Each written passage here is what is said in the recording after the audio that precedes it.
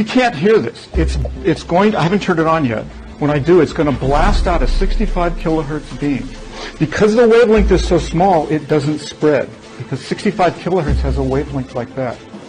So it's going to be, in that sense, similar to a laser. It just comes right out as a beam.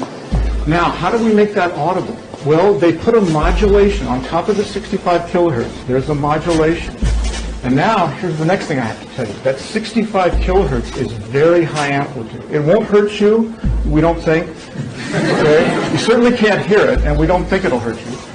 And it's very high amplitude. And what happens when you have two sound waves like this, sound plus sound can create sound, but only at high amplitudes. At low amplitude, sound waves just travel right through each other. You may be sort of familiar with this.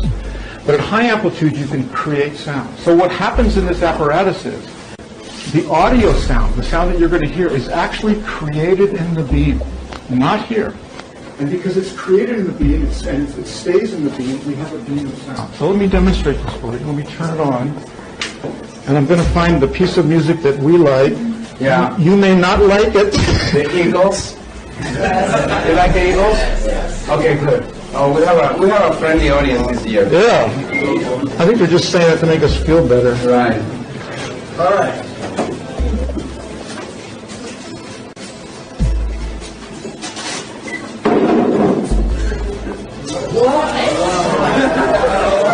It's worth the $2,000. It's not our money. Now, the sound that you're hearing is being created in this beam. It almost sounds like it's coming from your head. So let me try to scan the whole audience here so everybody gets to hear this. Absolutely remarkable. Pete, are you getting it?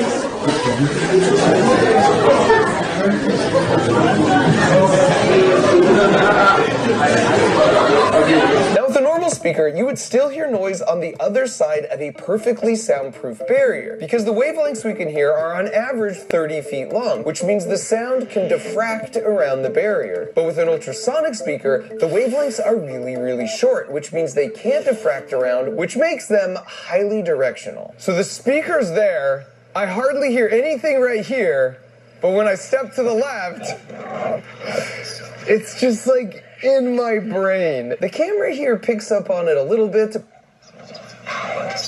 but it's just something you have to experience in real life to truly understand. This is so weird.